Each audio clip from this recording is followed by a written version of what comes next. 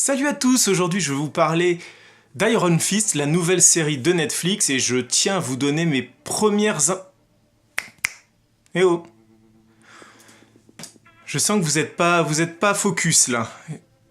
Oui, il manque la barbe. Ah bah oui, voilà. Il manque la barbe, mais vous savez, c'est comme tout arbre fruitier.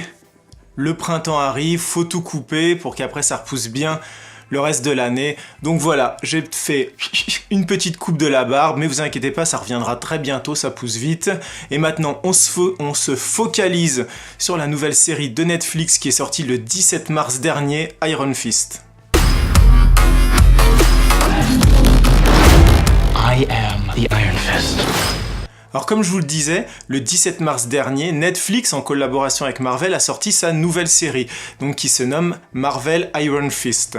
Marvel Iron Fist, c'est la 4e licence qui est développée sur Netflix. On a d'abord eu, si vous en rappelez bien, Daredevil, on a eu Jessica Jones, Luke Cage, et donc maintenant on a Iron Fist. 4 séries qui mettent en avant 4 héros bien différents, et qui après deviendront The Defenders, nouvelle série de super-héros qui débarquera fin 2017, toujours sur Netflix. 4 séries, mais 4 styles vraiment différents. Par exemple, on avait Daredevil qui a déjà eu 2 saisons, et qui, on peut le dire, a cartonné sur Netflix, au niveau des critiques surtout, de très bons retours de la presse et des spécialistes. Et voilà, c'était un univers qui se basait beaucoup la nuit, qui était extrêmement violent avec des combats très dynamiques, et les fans ont adoré, moi-même j'ai vraiment adoré la série Daredevil. Puis on a eu Jessica Jones. Jessica Jones, ça s'est passé surtout la journée, et là on était dans quelque chose de moins puissant, de moins violent. Personnellement, je n'ai pas du tout accroché à la série Jessica Jones, je me suis littéralement ennuyé. Même si le personnage du méchant était franchement excellent et aurait mérité peut-être d'avoir encore plus d'importance face à un héros encore plus important. Mais voilà, il y a eu Jessica Jones et j'ai pas apprécié. Puis dernièrement, on a eu Luke Cage. Alors Luke Cage avait d'énormes espoirs dans la série Luke Cage après le désastre de Jessica Jones. Et même si les premiers épisodes de Luke Cage commençaient bien, j'ai rapidement été déçu parce que je trouvais ça mou, redondant. Et au final, je me suis ennuyé aussi dans cette série où les seules scènes d'action qu'il pouvait y avoir, c'était Luke Cage qui était droit comme ça, qui se prenait les balles, qui changeait de t-shirt. Et aujourd'hui, donc, on a Iron Fist. Iron Fist, c'est le personnage de Danny Rand, donc qui est un petit garçon fils de milliardaire et qui a eu le malheur de s'écraser en jet privé avec ses parents dans les montagnes de l'Himalaya. Ses parents sont décédés et le petit garçon Danny Rand a été pris sous l'aile d'une communauté de moines dans un monastère qui n'apparaît sur Terre que tous les 15 ans. Et pendant 15 ans, il a été entraîné. Il a été entraîné très durement à base de coups, de punitions.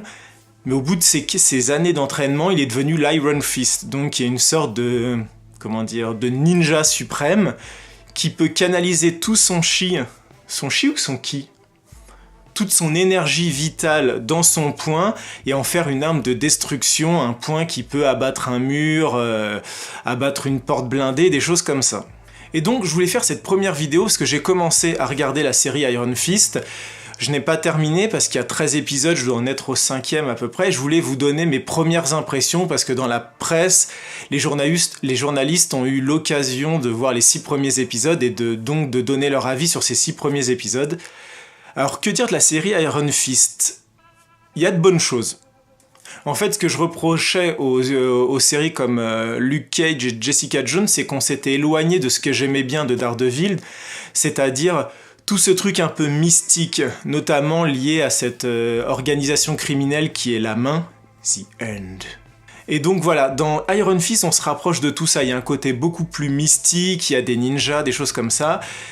Et donc on suit ce personnage de Danny Rand qui revient des années après, qui essaye de reconquérir ce qu'il a perdu, donc c'est-à-dire la société de son père. Et en même temps, il a tout ce passé d'Iron Fist derrière lui, il a une sorte de mission, tout ça. Et donc voilà, on suit ce personnage, et c'est vrai que les premiers épisodes sont quand même assez mous. Je ne sais pas ce que donneront les suivants, mais les 5 premiers épisodes, c'est assez lent. Vraiment, on suit ce personnage, il retrouve ses amis d'enfance, il essaye de récupérer sa société, ça va pas, il vit dans la rue comme un sans-abri, il est un peu déphasé avec cette nouvelle société qu'il a quittée il y a 15 ans, il se fait de nouveaux amis, des choses comme ça, et donc il se fait aussi des nouveaux ennemis. Mais je crois que ce qui me gêne le plus pour le moment dans Iron Fist, c'est que moi, l'esprit que je m'étais fait d'Iron Fist en lisant les comics, c'était quand même quelqu'un qui était extrêmement puissant, donc qui faisait des sortes d'acrobaties un peu dingues, qui se battait d'une manière très violente avec son poing quand même qui était toujours... j'ai envie de dire toujours allumé, toujours actif, et donc il n'hésitait pas à frapper ses ennemis avec ce poing.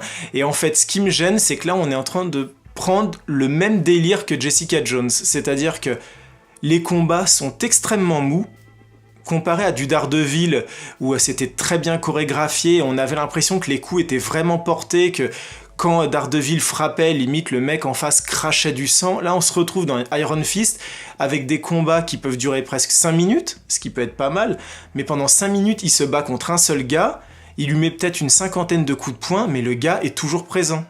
Le gars est toujours là et le match continue. En comparaison, Daredevil, c'était peut-être 5 coups qu'il mettait à son adversaire, mais au bout de 5 coups, le gars était à terre dans une mare de sang. Iron Fist, c'est pas du tout ça. Il met plein de coups, et on a l'impression qu'en fait, le personnage de Danny Rand, Iron Fist, n'est pas puissant. Et c'est ça qui me gêne un petit peu. C'est que j'aurais aimé que voilà, quand ils se battent, ils mettent 3 coups, le gars soit à terre. Et même l'utilisation de son fameux pouvoir, donc l'Iron Fist, donc qui lui permet d'abattre n'importe quoi tellement il est puissant, bah ça fait comme dans Jessica Jones. Jessica Jones, on l'a vu utiliser ses pouvoirs pour faire quoi ? Arracher un radiateur, démonter une porte ou démonter une cloison. Super. Et bah Iron Fist c'est pareil, pour l'instant dans les 5 premiers épisodes, et ben voilà, les seules fois où il utilise son super point, et ben c'est quoi ? C'est pour ouvrir une porte. Et je trouve ça un peu dommage, on aurait aimé qu'il l'utilise pour, je sais pas, attaquer un ennemi et le calmer d'un seul coup, par exemple. Ça aurait été, on aurait eu l'impression il avait du pouvoir. Mais non, il l'utilise que dans des tout petits cas. Mais je le répète, bien sûr, c'est que ce ne sont que les 5 premiers épisodes. Et ce que je ferai sûrement, c'est que je referai une nouvelle vidéo pour vous donner mon avis final sur toute cette saison une fois que j'aurai terminé la série. Malheureusement, je pense que les choses qui ne changeront pas, c'est surtout la qualité des combats qui sont, à mon goût, extrêmement lents.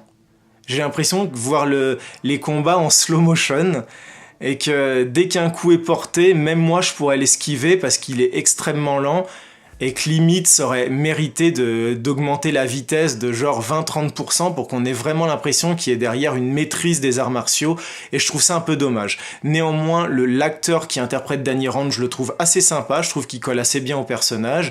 Les personnages secondaires, on trouve donc bien sûr sa collègue dont j'ai oublié le nom, donc qui est aussi qui pratique les arts martiaux. On trouve la fameuse Claire qui est dans presque toute l'infirmière qu'on trouve dans presque toutes les séries Marvel Netflix, qui fait un peu le lien.